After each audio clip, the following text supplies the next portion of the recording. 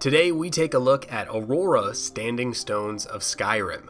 Aurora sets out to replace and improve upon the standing stones and their effects by adding in more interesting and tactical options. It accomplishes this by simply replacing what you know and are familiar with from vanilla Skyrim's standing stones with incredible new effects. The amount of effects have also been normalized, so each stone will have a single passive and a single active once-a-day ability each. Both the active and passive effects are more impactful and downright more powerful in most cases, although they can be more narrow in the playstyles and the problems that they're applicable to than in vanilla Skyrim. But I do want to commend the mod on making most of the passive bonuses not just boring static bonuses, which is vital because with the amount of active effects that Skyrim and other mods give you, unless something's really good, most active effects are ignored.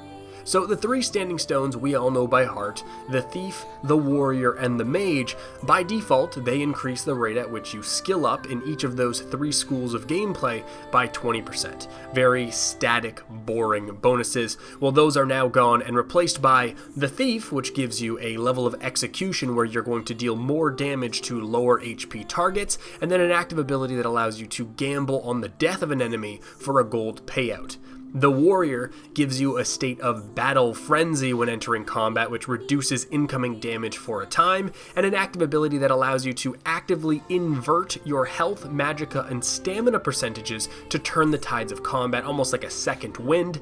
And the Mage, it gives you a blanket increase in the effectiveness of spells and scrolls. Pretty boring, but it also has an active effect that randomly empowers one of three spell schools, making those spells more powerful for a time. I'll only go over these three because these are the ones that you're presented with very early, and while Aurora does introduce some interesting elements and effects into Skyrim that you would probably go nuts for, the real strength of Aurora is in the discovery and the variation it brings. It is a mod with a very small scope. The bonuses are interesting, they're cool, but the idea of standing stones in vanilla is that in your first playthrough you just stumble upon these weird stones and then are given access to unique improvements. Yet by the time you play your second and your third and your fourth and your fifth playthrough, you know what stones bonuses you want and you beeline to it. And this mod just kind of brings you back where there is still discovery and unknown in the game, as long as you don't spoil it for yourself, where you still get that moment of awe when you go up and click on a standing stone, and that is far more impactful